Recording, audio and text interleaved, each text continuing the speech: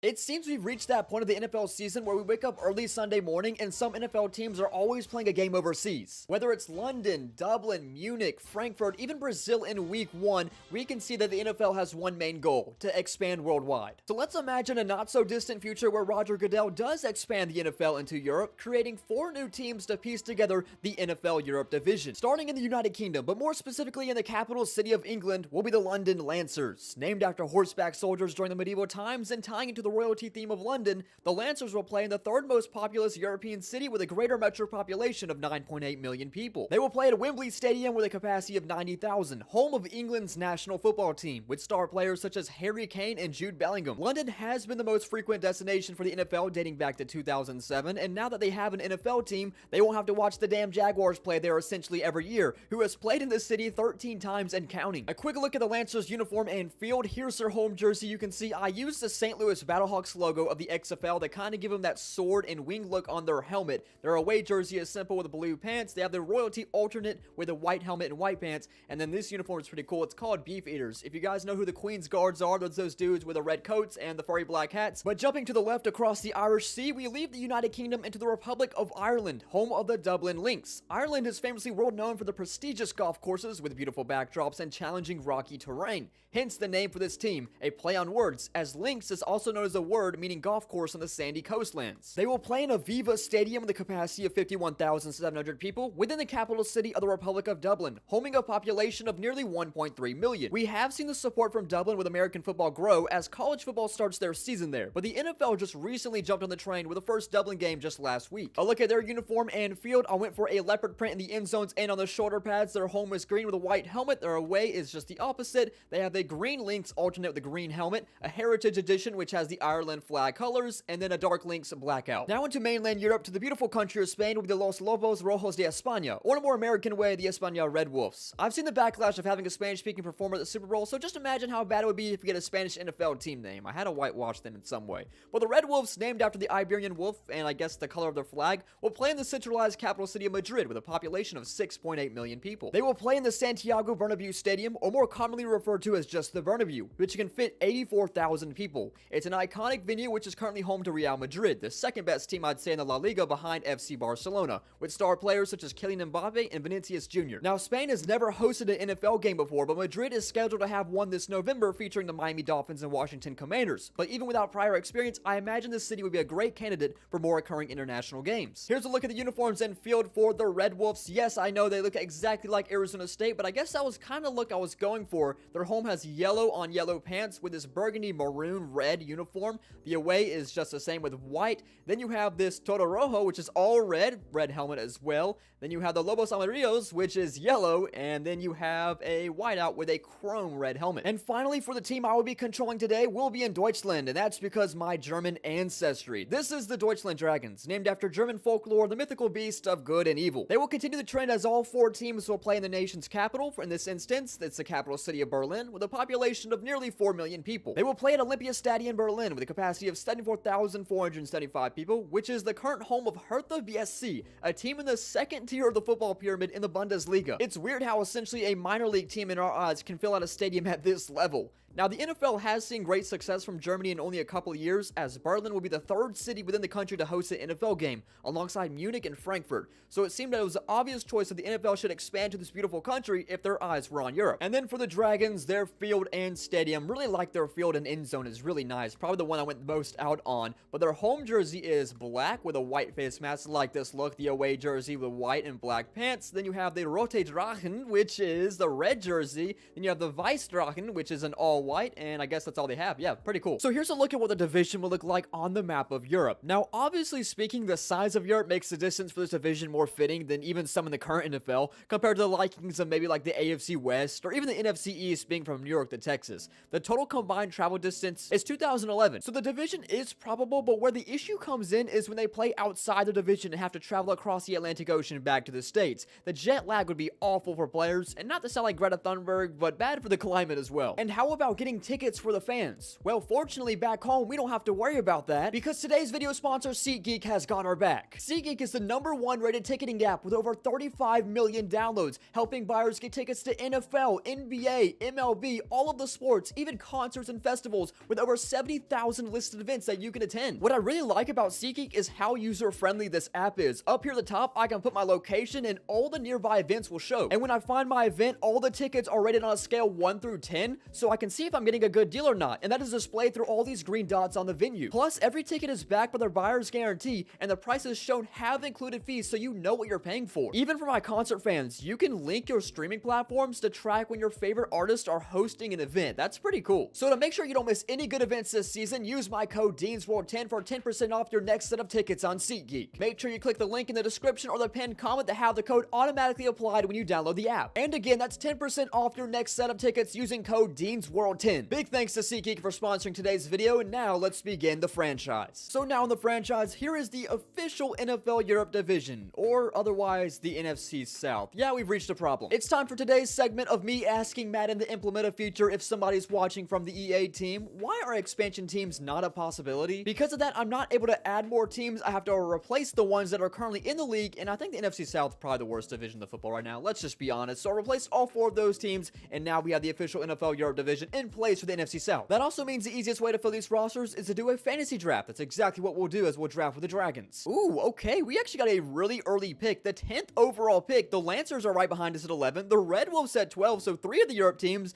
and then you got the sorry Lynx all the way down at 29. This is actually an interesting spot because all the top quarterbacks were already taken off the board, so I could go for someone like Matthew Stafford, who's a very high overall, but he's up there in age. But I could also go for a star player that is not a quarterback, which every single one is still on the board. Do we take Matthew Stafford? I don't know. I'm worried he's gonna retire after 1 year. Let's go Jared Goff. He's the second best option, 88 overall. Now into the second round, Saquon Barkley is still on the board, and Lane Johnson, so 2 99s are still here. How do I even pass on this? You really just can't. Saquon Barkley is our second round pick. How do 31 other teams let him fall to this position? I have absolutely zero clue, as he's ranked #1 out of all running backs. Into the third round, some really good players still on the board. Some of them are up there in age, which makes sense while teams are passing on them, but you know a player who's not up there in age? A dude with the last name Miners. It only makes sense. He is 26 years old. I don't think we pass on this. He is #1 ranked out of all available right guards. I think now we should start looking at wide receivers. It seems other teams have been doing their best to fill up this position first, because the best available option is Jackson Smith-Njigba at 88 overall, but I'm honestly eyeing down DK Metcalf here. He's like the only receiver left with a superstar ability, so I cannot pass on this as well. He's ranked 22nd out of all receivers. Not bad for being our first receiver drafted in the 4th round. I'm thinking about doing Julian Love here, 86 overall safety. He is scheme fit for us as well. 27 years old, star rating. I think this is a solid selection. How about Andrew Thomas next, who's only 26 and a star at 88 overall? I have an idea for our 7th overall pick, and it might be a little risky, but Travis Kelce is still on the board. Now he's 35 years old. He's going to retire soon, but I can get some great value out of him in the trade block, so maybe I'm going to take him here and just see what we can turn Travis Kelce into. I mean, he's the 3rd ranked tight end. I'm a little worried our edge rushing group is going to be a little weak. That might be what we'll have to flip Kelce into. For the meanwhile, might have to draft someone old like DeMarcus Lawrence. He's 33 years old. If we're lucky, we get 2 seasons out of him. We'll take a superstar at 85 overall. Let's divert the offense a little bit with our second option being Cortland Sutton. And for our 10th overall pick, the last one I'm going to do myself, how about Quay Walker as a will linebacker? So I don't trust myself to build this entire team, so let's sim to the end of it. Well, it seems that as we focused on one thing, maybe a little too much over the other. I'm liking this offense a lot, and if we decide to move Kelce, like I said, maybe for an edge rusher, well, we could stay for offense because it does look like our center and right tackle is lacking. I flipped the page to defense, and I am pretty petrified, actually. There's a lot of silvers and a lot of bronze action going on here, other than the old man DeMarcus Lawrence holding down the fort for us. I can comfortably say that this offense might put up 30 points per game, but our defense might give up 30 points a game. But only one thing really matters today, and that is we have to be the best team in the division. As you can see, I have a scoreboard for today's episode. Instead of it just being who wins the Super Bowl is the best team in this division, we'll be doing a 3-year simulation and having a lot of different metrics that they can score points on. And that is as follows. For every regular season win a team gets, they get 2 points. A playoff win is double that at 4.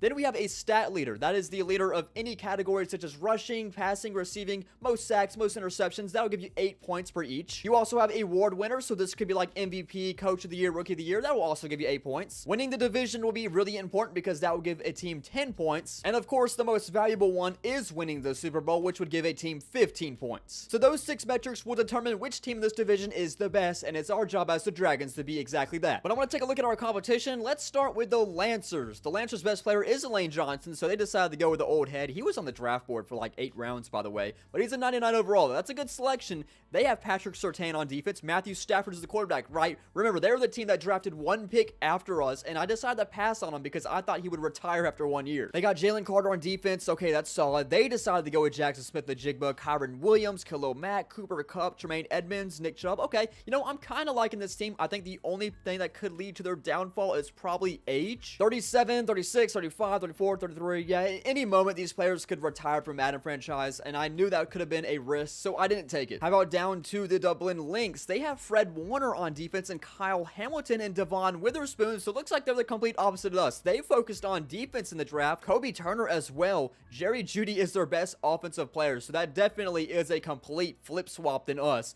Leo Chanel, Von Miller, Quincy Williams. I'm not seeing like any offensive players other than like offensive line. There's Darnell Mooney. Wow, who's the quarterback for this team? Jackson Dart. Oh, that's right. Remember, this team drafted like 29th overall. So I guess they didn't go with a quarterback in the first round, or maybe they did and this was their best option. I'm a little concerned that their offense is just not even that good enough to make up for how good their defense could be. And then finally, the Español Red Wolves. Their quarterback is CJ Stroud. Let's take a look at their full roster with Justin Jefferson. That's a great duo. Jordan Mailata at right tackle, or left tackle, excuse me. Jonathan Allen. Okay. Bucky Irving, George Karlaftis. Some solid players here. I think they're going to be pretty decent. I'm going to thug it out with Travis Kelce. We'll see if our defense can maybe progress a little bit before I end up trading him. We'll just see how he performs as well, as he's 35 years old. Week 1, let's see how this offense performs. Great start. Our first ever play is a 26-yard completion. Never mind bad start. We threw an interception. Just a minor setback for a large comeback. Let's watch the first ever touchdown for the Deutschland Dragons here in Jacksonville. A first down to the 5-yard line. I'm sure Germany did a great job traveling for this away game to Jacksonville, Florida. Jared Goff to throw, and easy touchdown. The first ever one in Dragons history, and it goes to Mr. Cortland Sutton. So yeah, as I expected, he's going to divert some attention from DK Metcalf. Here's that Dragons defense going to work, giving up a touchdown to Ben Skoranek, who looks like a carbon copy of me with a Jesus haircut. The hell's going on, Jared Goff? I did not draft you to throw 2 interceptions in the first half. They're more than likely going to go for this anyways if they don't convert. Instead, we leave their X-Factor wide receiver wide open first down, who I can't tell who that is. It's Terry McLaurin as they approach the 32 with 2 minutes remaining, and they get another pickup of 7 yards. They keep on running checkdowns, and it's working like a charm against us as they keep on picking up at least 6 or 7 yards on the carry.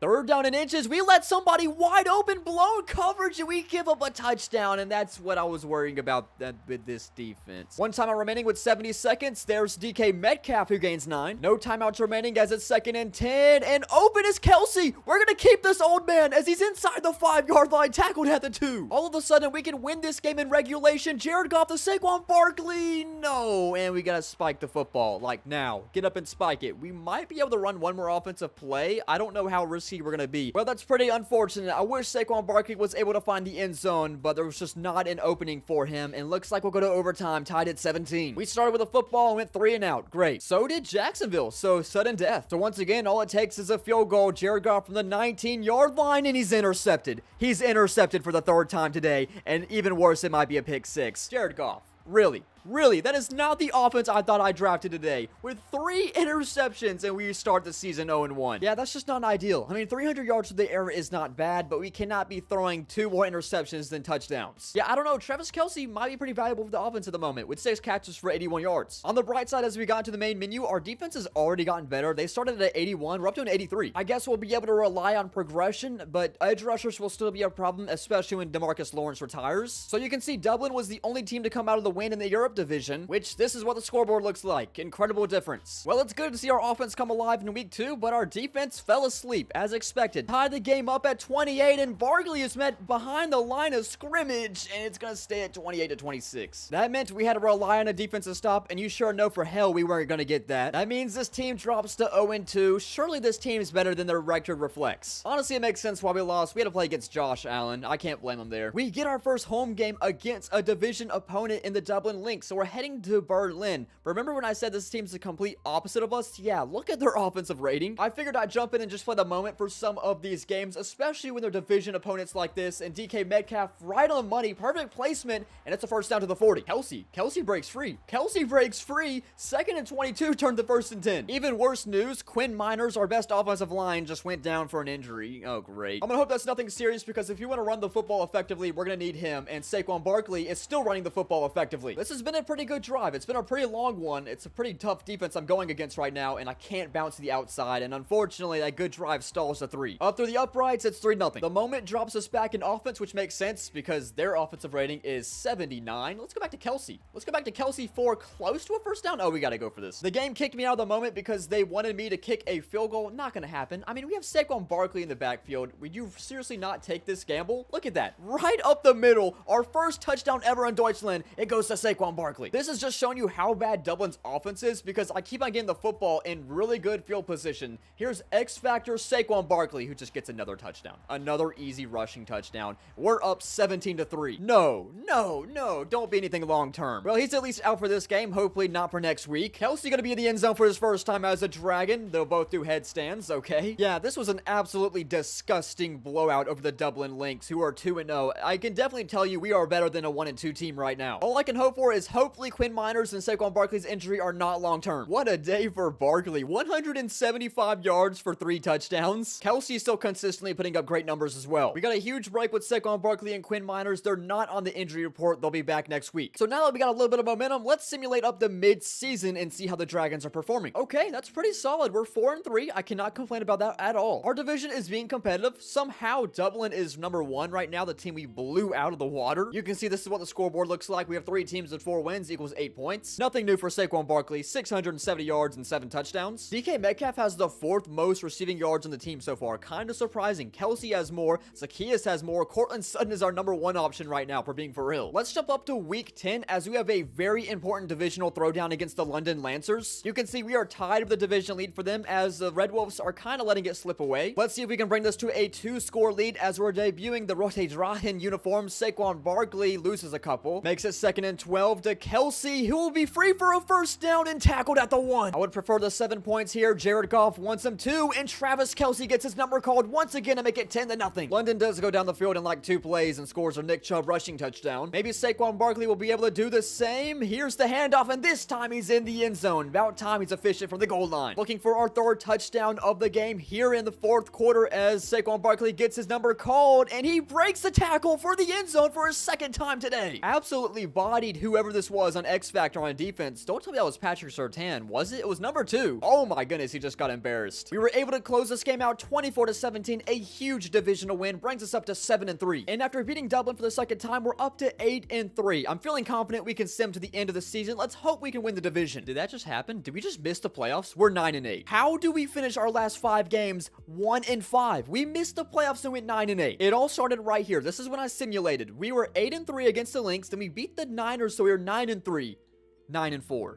Bye week, 9-5, 9-6, 9-7, 9-8. We lost 5 straight games to miss the playoffs. I can't believe that just happened. And the division winner, only by 2 games above us, was the Espana Red Wolves, so they'll get the extra 10 points for winning the division. I thought we for sure had playoffs on lock, but the scoreboard looks like this. Let's see if any teams had any stats leaders. Maybe we had one for Saquon Barkley. The passing leader goes to Dak Prescott, who's playing for a non-European team. I was kind of disrespecting Jackson Dart earlier, but he ended up throwing for 4,100 yards. Pretty impressive. Saquon Barkley unfortunately did not get the passing yard title. I don't think he got touchdowns either. Yeah, it goes 100% to Josh Jacobs there. Receiving yards goes to Josh Downs on the Broncos, and he also got the most receiving touchdowns. Interesting. Most sacks goes to Micah Parsons on the Giants, but most interceptions goes to Patrick Surtain on the Lancers, so they win a category there, and they're going to gain an extra 8 points. That low-key hurts. That puts the Lancers 10 points above us, and keep in mind that both the 2 teams in our division above us are in the playoffs right now. Well, all we can hope for in the playoffs is that both the teams in our division get bounced in the first round, as the Red Wolves will take on the Giants in Madrid, and the Lancers will go on the road to Chicago. Well, at least one of those two things end up happening, but the Lancers will get it done against the Bears, go figure. That brings them up to 32 points thanks to getting 4 for winning a playoff win, and if they're able to beat the Giants and move on to the NFC Championship, they'd move past the Red Wolves, which is exactly what will happen as they'll play the number 7 seed Rams in the NFC Championship. That's crazy. That puts the Lancers on top of the leaderboard up to 36 points. Let's hope the winning stops here. Oh my goodness, no way they made the Super Bowl. That's another 4 points, and if they win it, they get 15. I really need the Chargers to win this. If the Lancers are able to win the Super Bowl here, they would be up to 55 points, and we would be down by quite a bit. So I really need the Chargers to clinch up here. Chargers on the board first. Big win for the program. Thank you, Jonathan Taylor. Back and forth right now. Chargers up to 14-7. Competitive Super Bowl, 14-14. Please, let's get the end zone. Jonathan Taylor is in, and the Chargers will go up 24-20. Well, that drains a lot of clock. 30 seconds left to find the end zone, and they're going to stay with these slant passes. They're going to call one of their timeouts. Come on, Chargers defense. Make this much easier on me. Stafford to throw, cross his body. Good tackle and bounce. They choose not to call a timeout, so we're down to 10 seconds. Lancers still had 2 timeouts, by the way, and stepping out of bounds at the 3-yard line with 8 seconds. Matthew Stafford to throw once again. This is short of the end zone at the 1-yard line. 4 seconds. There might be 1 play left. Who gets their number called? Stafford to throw. 3 seconds. And incomplete. Incomplete. 1 second, though. It comes down to one final play. The Chargers defense, you've done it 3 times already.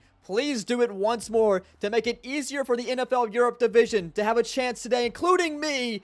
No, and the game is over. It is a slant pass to walk off the Super Bowl for the London Lancers in year 1 of the simulation. Only fitting it goes to Jackson Smith-Njigba, who we passed up on drafting because we wanted DK Metcalf instead. And this hurts. This is going to be hard to come back from. This brings the Lancers up to 55 points, and we are down 37 points after 1 year. Well, point proven for the Lancers. I really hope they fall off a cliff now, because look who retired for them. Matthew Stafford, gone. 1 and done. Lane Johnson, gone. Khalil Mack, gone. Kelvin Beachum, gone. David Andrews, gone. Whereas for us, Jadeveon Clowney and Kirk Cousins, the only people who retired. I mean, yeah, I just really hope that was enough for the Lancers to, like, not even make the playoffs again. I'm actually kind of lucky Travis Kelce didn't retire for us. I mean, he's still an X-Factor 90 overall as well. DeMarcus Lawrence also didn't retire, but he did lose his superstar ability. Time to do some important things. Let's re-sign some players. Quinn Miners needs to come back for this team, so I'm going to give him a very player-friendly deal, and yeah, here he is. Andrew Thomas as well. He needs to come back to this team, and yes, he will. I was able to sign all 3 free agents I went after, just a backup for Saquon Barkley and Jalen Warren, an actual solid right tackle pickup with Morgan Moses, and then a backup for DeMarcus Lawrence once he retires, and Jack Sawyer. Now let's start the draft. We finished with a 13th overall pick. I'm thinking with going with Francis Maligoa, a right tackle here, who we scouted and has really great potential. He'll be our 13th overall pick. How about Caleb Downs? We are lacking in the secondary. We got a decent value out of that. It's a B+. Just wanted to draft the first 2 rounds. They were solid pickups. They're both 72 overall. That's the best 2 players we got here, definitely. Beginning of year number 2, our offense is still looking just as good, if not better. The only real improvement on defense is that Julian Love has made his way up to a superstar ability, but I'm glad we start the season against the London Lancers so we can expose how sorry this team is now. Would be nice to find the end zone here first try. DK Metcalf has it right in the sweet spot. It's a touchdown for the Dragons. I guess we won't find out who's that quarterback for London because they turn it over, and we have great field positioning at the 17-yard line, and we get great blocks for Saquon Barkley just to run it in again. I mean, it's just too easy for Saquon Barkley to be in the end zone. Should be able to give Saquon Barkley his 2nd of the game as he does so well, and he reaches in for the end zone. We're up 2 scores. Yeah, point proven. The Lancers are sorry now. They're 0-1, and they should honestly go negative this year. Such a Mickey Mouse season they had. But look, they drafted Lenore Sellers as their quarterback, who would have had a better game than Jared Goff, not unless he didn't throw 4 interceptions. This is the best our offense has ever looked. Let's hope it's enough to carry our defense to the midseason mark. Oh my goodness, so far that's been the case. We are 7-0 at week 8. But if I know anything from last season, this means absolutely nothing. And London is currently 3-4. They're not even the worst team in the division. The Red Wolves hold that title at the moment. Do I trust this team to at least make the playoffs this time? There's just no way they choke it this time. I mean, right? Please. All you gotta do is win at least 3 games. 10-7 should be good enough to make the playoffs. Well, it turns out we didn't just make the playoffs, we clinched the number 1 seed. And as expected, we win the division. Dublin will make the playoffs with us, and London completely falls out of the playoff picture, and Spain just did not have have a chance to begin with. A lot of shakeups in the leaderboards now as we are closing the distance between us and the Lancers. We're now second at 58. Let's see if we got any stat leaders. Cam Ward for the most passing yards. What about passing touchdowns? It went to Josh Allen by a mile. Yes, Saquon Barkley was the rushing leader, so we are getting 8 points out of that. Receiving leader goes to Josh Downs again. Why is he so good? Barkley also won Offensive Player of the Year, so that's another 8 points for winning an award. We get 16 points from this, which actually puts us in the lead over the Lancers by 3 points as we sit at 74. Now, if we want to extend that even further, we need to win some playoff games, but first, the wildcard round, which actually has the Dublin Lynx, who fittingly enough do win their wildcard game, and they'll be matched up against us as the Dublin Lynx will travel to the Deutschland Dragons in the divisional round. That puts the Lynx up to 42 points as they're closing in on the Red Wolves for 3rd place. We're actually forced to play defense for once as Jackson Dart, who's actually been progressing really well with Dublin,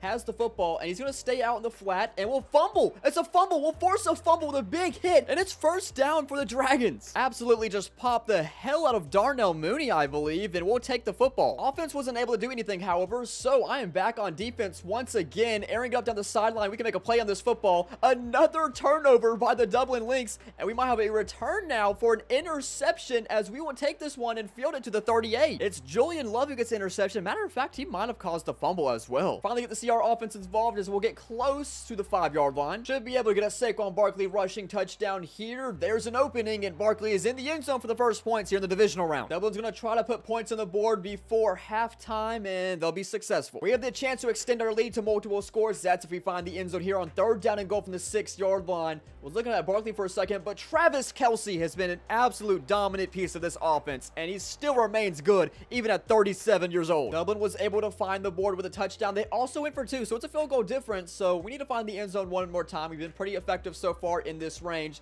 and especially when you put that much space, not even Saquon Barkley in the game, and we still score a touchdown. Our first playoff win comes in year number 2. We take down the Lynx by 10 points. That'll extend our lead in the division up by 7. Now facing the Arizona Cardinals in the NFC Championship. The Cardinals have a great offense just like us thanks to Josh Allen, but they don't have Saquon Barkley, who hits the outside, and he's in the end zone first, and it's a 7-0 lead for the Dragons. Will Josh Allen keep it himself? Yes, he will, as he dives head first with a quarterback sneak, and the Cardinals are on the board. Exchanging blows, Zacchaeus is in the end zone for the Dragons, up to 14-7. And getting the ball back after halftime, we extend the lead to 21-7 thanks to DK Metcalf. Cardinals are still staying in it, though. It's back to 1 score. I'm afraid I've just assembled a really good offense thanks to this fantasy draft. I mean, we'll lose Travis Kelce soon thanks to retirement, but damn, we're on to the Super Bowl, which is against the Buffalo Bills. They have a better defense than us, but our offense is very strong. Super Bowl 61. Looks like we're going to start trailing. I have no clue who's that quarterback for the Bills. It looks like Josh Allen because he's wearing number 17. It's 2nd and goal from the 1. Tank Bigsby, the running back for the Bills, is in the end zone. It's weird that this team is in the Super Bowl. Is the AFC just that bad? I mean, who are these players they have? No way it's Garrett Nussmeier. A rookie quarterback led this team to the Super Bowl. We are able to respond back with DK Metcalf.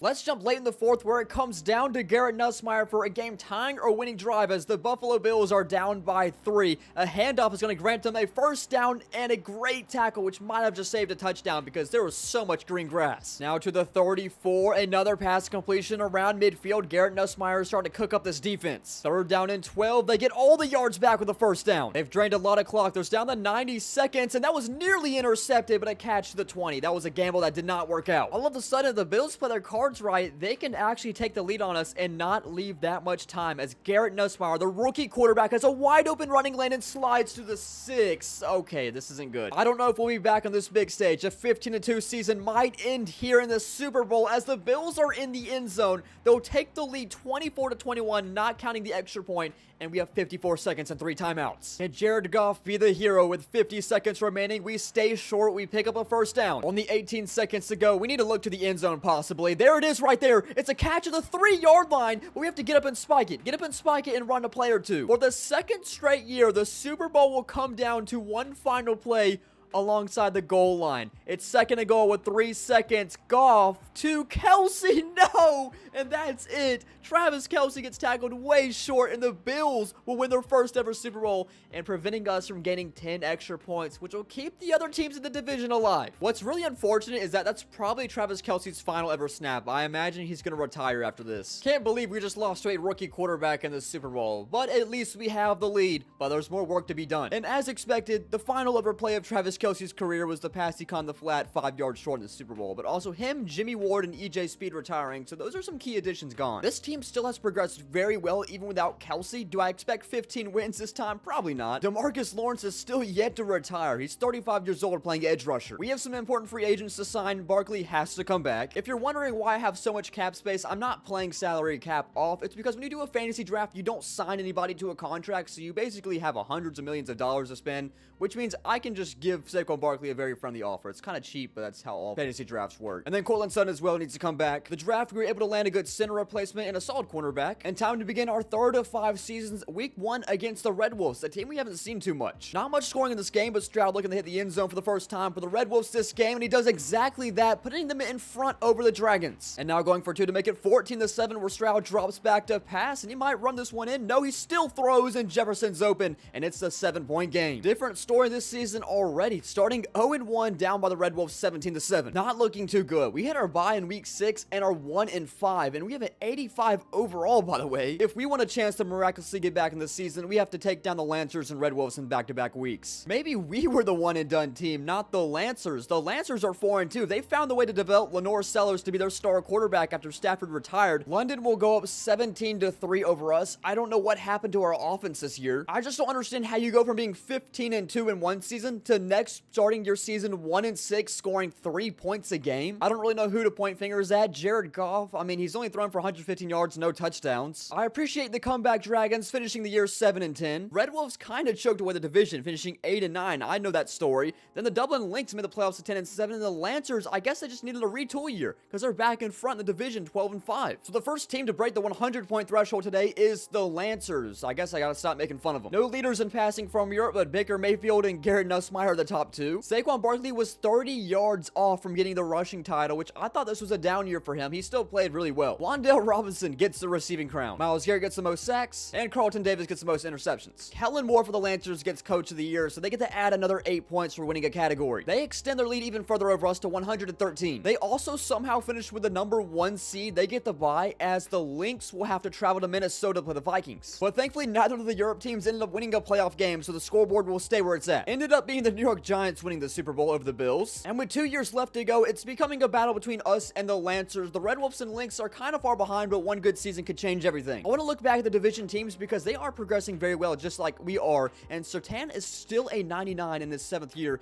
Jackson Smith-Njigba up to an X Factor 97. Jalen Carter's an X Factor 96. Kyron Williams 92. Lenore Sellers is up to a 91 in his sophomore season. You can see for the Lancers that Jackson Dart's now an X Factor at 93. They also have Kyle Hamilton and Fred Warner still playing football at their peak level. I'm very surprised the Red Wolves have not been a threat today. It seems like they've won 8 games every year. CJ Stroud has progressed to a 94. Jordan Mailata's a 91. Bucky Irving's up to a 91. As for us, we're still relying on Saquon Barkley, who is down to a 96. But Quinn Miners is our best player, 97. Jared Goff's to a 91. Julian Love's an X Factor now, by the way. He is also set to be a free agent, and I can't let that happen. He has to come back. We're also starting to see a lot of regression. Jared Goff was a 95 last year. Saquon Barkley's down to a 94. DK Metcalf's going down. Cortland Sutton's going down. I'm afraid this team has been on a downward spiral ever since we lost the Super Bowl. We're going to lose week 1 to the Lynx and Jackson Dart. We are not performing well against our division. And then we go back home and lose to the Red Wolves. Our division just continuously just wipes the floor with us. How about our first game in London this year? Surely they won't do the same to us. London is also 3-0, not a good sign because we need them to start losing games, and somebody is wide open for the touchdown. It's 26-28. We did leave a lot of time on the clock for this Lancers offense to absolutely cook us, as there's 2 minutes and 40 seconds. Gotta go for 2. Okay, at least we tied the game up at 28. Somehow our defense forced this game to overtime, but our offense has to do their job now. 2nd and 19. What is that gonna accomplish? 3rd down and 19. Not even close. It's a drop as well, and we get a punt. I don't know what just happened, but apparently it's 2nd and -39. Wait, we got a pick 6. Our defense just did something amazing, and we win the game. We're 2-2. We're back in the season. We finally get a win against a divisional opponent. Did Lenore Sellers throw like an end zone interception? 2nd and 4 on the 7. Lenore Sellers pass intercepted by Caleb Downs for a touchdown. Yeah, it was a pick 6 at the 7-yard line. And that big win over London kind of sparked us back into competition. Matter of fact, everybody's competing for the division this year. We're all 4-3. We need to get our redemption against the Red Wolves in week 12. They're currently leading the division at 7-3. Sorry for this very conflicting jersey matchup, but we are absolutely pounding the Red Wolves in Madrid. Can we add another touchdown? Why not? It's 35-7. This team just flipped a switch after we beat the Lancers, and we're finally finally competing against our division. This is the best game in Jared Goff's Dragons career so far. 400 yards for 5 touchdowns. He still got it. Up to week 14, we lost another, and the Red Wolves are back in front. Just look how competitive the division is here in year 4. Every division game counts. Let's see if we can sweep the Lancers. Not gonna happen as we go down by 2 scores. What is happening with this division right now? Matter of fact, I want to zoom out and take a look at the entire conference because everybody is playing just as mid. The division leaders right now, 8-5, 8-5, 8-5, 7-6. So at the moment, the Bears will hold the number 1 seed of the tiebreaker. We are in a playoff spot right now. We're gonna have to play the Red Wolves in the first round in Spain. I'm gonna sim to the end of the season. Let's see if we can win like 2 or 3 games and make the playoffs. Okay, we're in. We're 10-7. We'll be playing on the road. Did we win the division? We did not. We lost the tiebreaker, but look how good our division ended up being. We were all 10-7 except the Dublin Lynx, who finished 8-9. So 3 teams of this division made the playoffs. We finished with a 5 seed. We have to go on the road to Philadelphia, but we have the Lancers playing the Red Wolves in the first round. With the division win, the Red Wolves are slowly trying to close the gap, but there's still a big difference between us, the Lancers, and the Red Wolves, and especially the Lynx. Nobody scored any points from passing. Josh Allen takes that title. Saquon Barkley was nowhere to be found in the rushing yard title this year. I wonder if he got injured. Yeah, he only finished with 890 yards, which is crazy to say only. And then nobody on receiving. Myles Garrett gets the most sacks again. This dude's in his 11th year, by the way. And then Terry and Arnold for the most interceptions. And no one from Europe got any awards, but Lamar Jackson won MVP. This game is tied at 28, and it would be great to get the football back right here. It's playoff Lamar. Come on now. Lamar Jackson, the MVP, 3rd and 15. He throws it up in double coverage, and I thought that was caught for a second. They're gonna have to punt. Also, I want to bring light to the matter that the Philadelphia Eagles are 8-9, made the playoffs, won their division with a 4 seed. Oh no. Did we just rough the punter?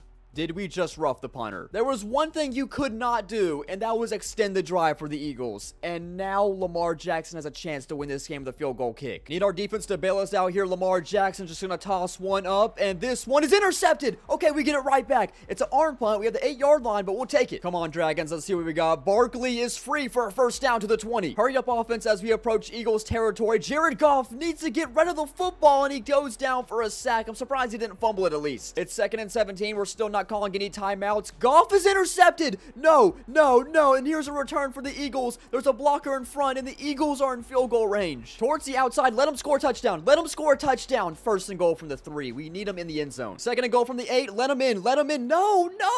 Why tackle him at the 1? We're not getting this football back if we let him kick a field goal. Here's 2nd and goal. There we go. All right, we have 45 seconds and 1 timeout to do the unthinkable. Does Goff have redemption somehow? Okay, that's a great start. We're back to midfield and only taking 4 seconds off the clock. 3rd and 5 at the 40-yard line. We're still staying short in the middle of the field. It gains good yards, but we have to get up and spike it again. A little risky, but here it is from the 22-yard line, and not even close unless he can run his way to the end zone. And the Deutschland Dragons just lost to the 8-9 Philadelphia Eagles in the wild card round. That's not ideal. We have to rely on the Red Wolves to get this win. So London's gonna attempt a very long field goal. This has got to be around 55 yards from the head of the Wolf. It is good. Okay, what a kick. 27-24. Oh no, the Red Wolves are choking this game away. London might score a touchdown. Another 3rd and long for Lenore Sellers. Red Wolves, please do not let this in here. We need to see at least overtime. As Sellers lobs it up, it's incomplete. But with 1:15 remaining on the clock, there is a chance that Spain does go down the field and win it on a field goal themselves. They have no timeouts. They've been stalled here for 3rd down and 10 from the 49. CJ Stroud, Justin Jefferson is free. He gets past Patrick Surtain, and the Red Wolves are in the end zone. And the Red Wolves will move past the wild card round. The London Lancers thankfully don't make it any further. Let's just hope the Red Wolves don't start making a run because they're slowly creeping up on us. The Red Wolves move on to play the number 2 Bears. Will they make it to the NFC Championship? Yes, they will, and they're playing the team that took us down. The 8-9 Eagles made it all the way here. That also brings Spain up to 98 points in striking distance between us. Red Wolves forgot how to play football, however, so they're not going to make it any further,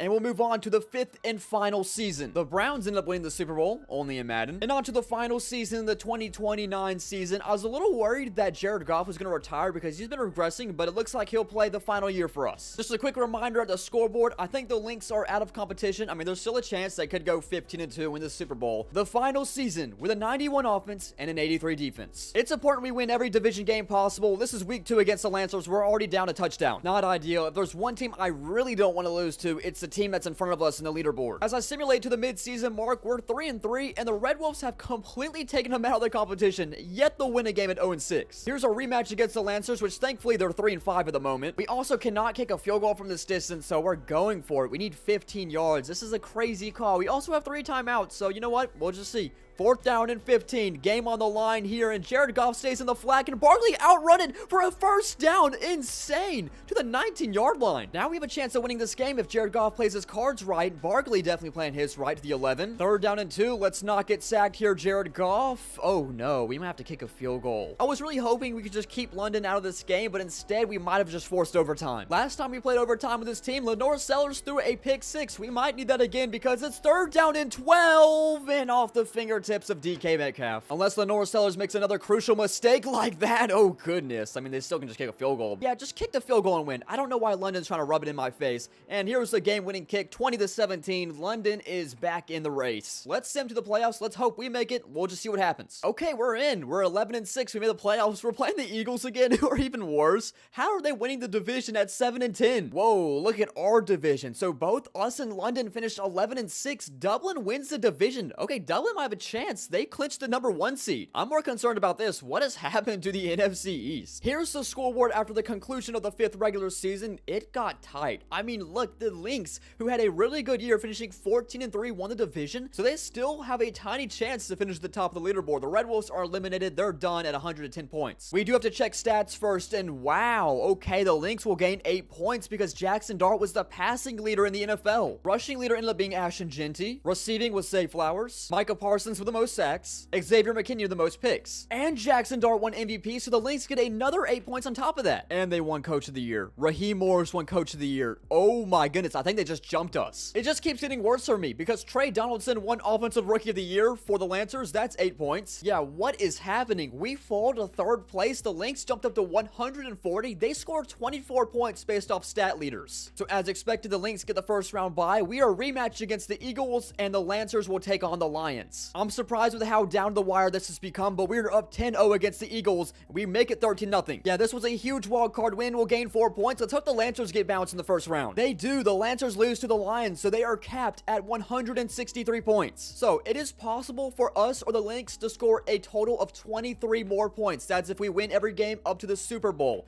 If we do it, we take the lead. If the Lynx do it, they tie the Lancers at 163. I mean, doing the math, for every playoff game you win, you get 4 points. So we win the divisional, that's 4. Win the championship round, that's 4. That's 8. And you win the Super Bowl, that's 15. 8 plus 15 is 23. It comes down to this. We play the Lynx in the divisional round, going on the road to Dublin. Only 1 touchdown scored this game, and it's the difference. And by the way, that's not Jared Goff under center for us. I have no clue who this is, but Jared Goff is not here anymore. Did he get injured? Well, the fate of this team comes down to this auto-generated player, Brian Can, at quarterback. He might be a little mobile. 3rd and 6. It's a pickup for number 6. 1st down and 10. At the 47, can he sling the rock? However, it seems like he can. DK Metcalf still playing at a high level. To the 29. DK Metcalf again to the 10-yard line. Still going. Fumbles. DK Metcalf fumbles. It's picked up by the Lynx. Fred Warner dives on it. All Jackson Dart needs for the Dublin Lynx is a first down, and they're moving on to the NFC Championship. Easy as that. The Dublin Lynx are looking to tie the Lancers on the leaderboard. It's a 10-3 loss for the final Deutschland Dragons game in the 5-year simulation. We couldn't quite get it done as we'll finish in 3rd place on the leaderboard, but you know what? Still pretty solid. It got really competitive towards the end.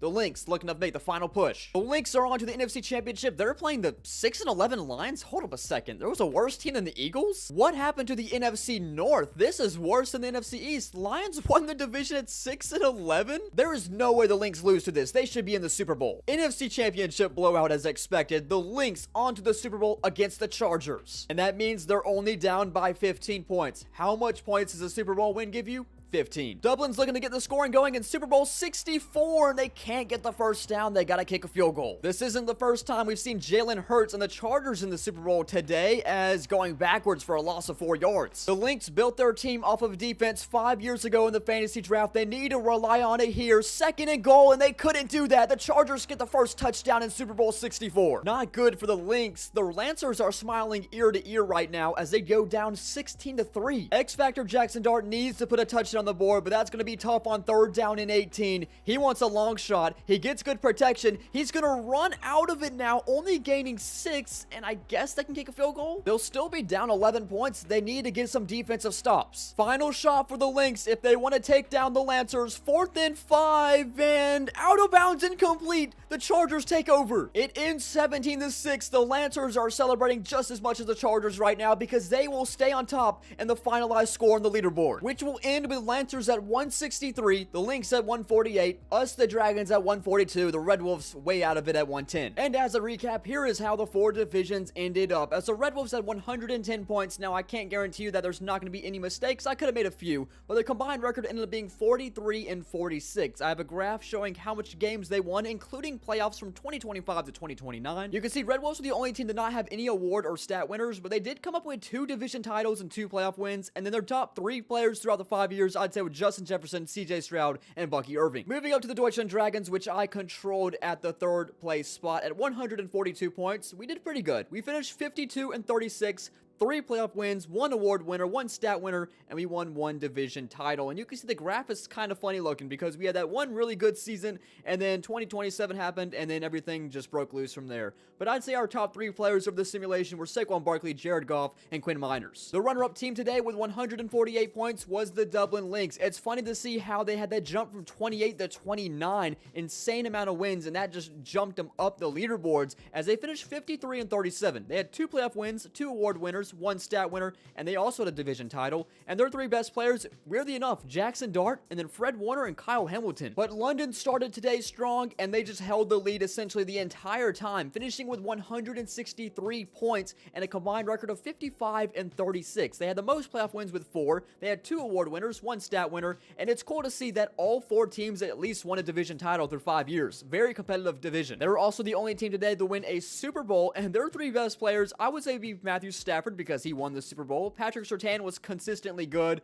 and then Lenore Sellers picked up where Matthew Stafford left off and held this team to destiny. So that was the NFL Europe division. Thank you for watching this. I thought it was a pretty fun simulation over 5 years. You can download these teams using my name. You can search it up in the Madden Download Center, Dean's World, spelled DEANSWLD. That's where you can find these 4 teams. Again, thank you guys for watching, and I will see you guys hopefully soon for the next video.